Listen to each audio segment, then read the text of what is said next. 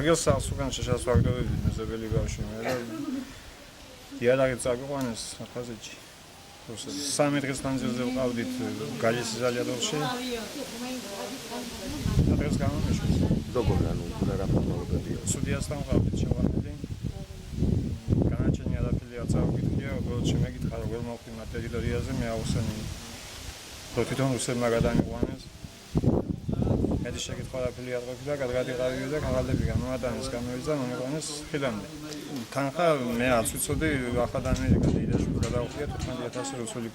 ვის გადაუხადეს ეს თანხა? სად გადაიხადეს რო? კასაში იხდია. სად კასაში ეს? ადგილში.